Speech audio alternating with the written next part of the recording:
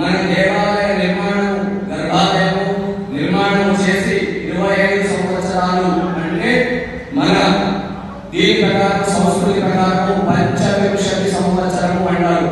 అమ్మవారి దేవాలయంలో రజతోత్సవ కార్యక్రమం, మన అమ్మవారి దేవాలయ ప్రతిష్ఠా కార్యక్రమం అమ్మవారు ముందుగా తెలిసినారు. గ్రామం ఉన్నప్పుడు అమ్మవారు దాదాపుగా 200 ఏళ్ల చరిత్ర మన దేవాలయం అమ్మవారికి ఉంది కాబట్టి అది మనం గ్రహించి తెలుసుకున్న రోజులు, తెలుసుకొని అమ్మవారి ఆశీర్వాదం పొందిన రోజు ఆ యొక్క దేవాలయ నిర్మాణం చేసి 25 సంవత్సరాలు అయింది.